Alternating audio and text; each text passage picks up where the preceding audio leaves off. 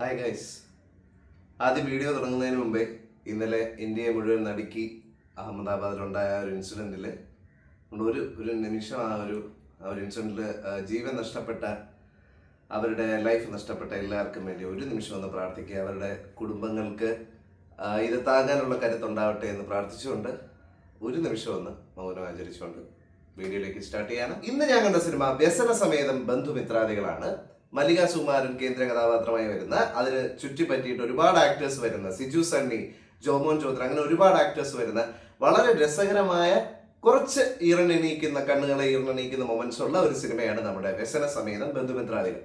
കഥയുടെ നമ്മുടെ ആ ഒരു സിനിമയുടെ പേര് പോലെ തന്നെ ആ ഒരു വ്യസന സമേതം, അപ്പം തന്നെ നമുക്കറിയാം ഒരു മരണ വീടും അതിനെ ചുറ്റിപ്പറ്റിയുള്ള സംഭവങ്ങളുമാണ് ഈ സിനിമ എന്നുള്ളത്.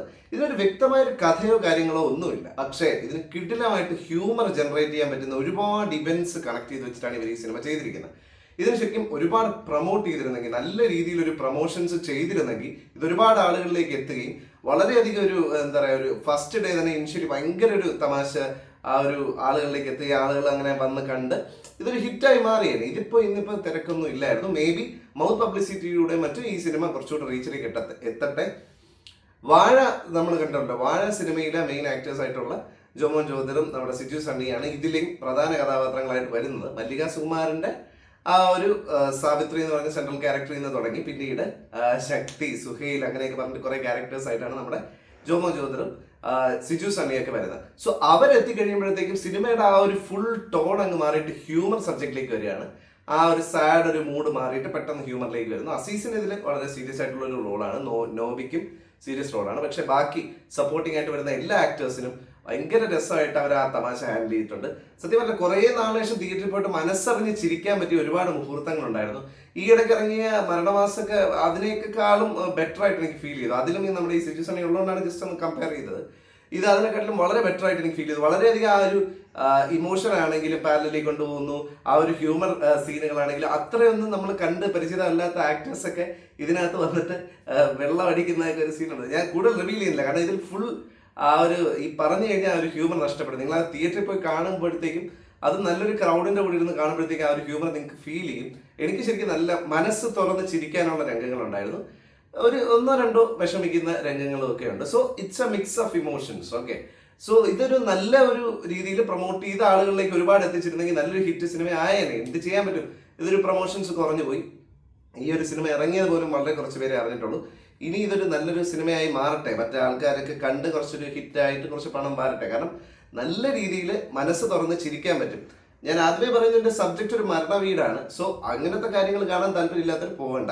പക്ഷെ ഹ്യൂമർ നല്ല രീതിയിൽ വർക്ക്ഔട്ട് ആവുന്ന ഒരുപാട് ഹ്യൂമർ സീൻസ് ഉണ്ട് ഇതിനകത്ത്. എസ്പെഷ്യലി ആ ജോമോൻ ചോദ്രി ചെയ്യുന്ന ഒരു ക്യാരക്ടർ ഒരു മരണ വീട്ടിൽ വന്ന് പെട്ടിട്ട് ഇനി എങ്ങനെ ഇതിന് വെളിയിൽ ഇറങ്ങുമെന്ന് അറിയാൻ പറ്റാതെ എന്നിട്ട് അവിടെ സൈഡിൽ നിന്ന് ഒരു ആന്റി ട്യൂൺ ചെയ്യുന്നു. അങ്ങനെ നമുക്ക് ചുറ്റും കാണാൻ പറ്റുന്ന ഒരുപാട് ക്യാരക്ടേഴ്സ് ആയിട്ടാണ് നമുക്കത് ഇങ്ങനെ സിനിമയിൽ വളരെയധികം നമുക്ക് റിലേറ്റ് ചെയ്യാൻ പറ്റും ആ ഒരു ക്യാരക്ടേഴ്സുമായിട്ട്. പിന്നെ ഇതിനകത്ത് എടുത്ത് പറയേണ്ടത് ഈമ യൗ, പിന്നെ നമ്മുടെ ജാനേമനൊക്കെ ഈ മരണ വീടുമായിട്ട് ബന്ധപ്പെട്ട സബ്ജക്റ്റുകളാണ്. സോ ആ സബ്ജക്റ്റുകളെ നിന്നും മാറി ഇത് വേറൊരു രീതിയിൽ നല്ല രീതിയിൽ ചെയ്തിട്ടുണ്ട്. അമ്മുമ്മയും കൊച്ചുമകളും തമ്മിലുള്ള ആ ഒരു ബന്ധവും കണക്ഷനും ഒക്കെ നല്ലതായിട്ട് ചെയ്തിട്ടുണ്ട്. അപ്പോൾ നമ്മൾ ഈ തിരുവനന്തപുരം സൈഡിലോട്ടുള്ള ആ ഒരു സ്ലാങ്ങിനെ വളരെയധികം ഇതിൽ യൂസ് ചെയ്തിട്ടുണ്ട്. എല്ലാ ക്യാരക്ടേഴ്സും തിരുവനന്തപുരം സ്ലാങ് ആണ്. പിന്നെ ഇതിനകത്ത് കുറച്ച് ലേഡീസ് വന്നിട്ടൊരു പെർഫോമൻസ് ഉണ്ട്. അതായത് അവരൊരു അടുക്കളയിൽ നിന്നിട്ട് സംസാരിക്കുന്ന രംഗം, അതൊക്കെ ശരി ഞാൻ എൻ്റെ ജീവിതത്തിൽ നേരിട്ട് കണ്ടിട്ടുള്ള പോലത്തെ രംഗങ്ങളായിട്ട് എന്നെ ഫീൽ ചെയ്തു. കാരണം never felt like A movie, felt like real life. മനസ്സിലായില്ലേ? അപ്പം ശരിക്കും നമ്മൾ ആ ഒരു മരണ വീട്ടിൽ നമ്മളും ഒരു ആളായിട്ട് പോയി ഇതെല്ലാം കണ്ടു വന്ന പോലെ ഒരു ഫീലിംഗ് തോന്നും. പിന്നെ ഇതിനകത്ത് പണ്ട് വോഡഫോൺ കോമഡി സ്റ്റാർസിൽ ഉണ്ടായിരുന്ന ഒരു മെലിഞ്ഞൊരു ആക്ടർ ഉണ്ടായിരുന്ന പേര് ഞാൻ ഗൂഗിൾ ചെയ്തിട്ട് കിട്ടിയില്ല. വളരെ നല്ലൊരു പെർഫോമൻസ് ഇതിൻ്റെ അകത്ത് കാഴ്ചവെച്ചിട്ടുണ്ട്. ഒരു പ്രസന്നൻ എന്ന് പറഞ്ഞിട്ടൊരു ക്യാരക്ടറാണ് ഇതിൽ പ്ലേ ചെയ്തിരിക്കുന്നത്.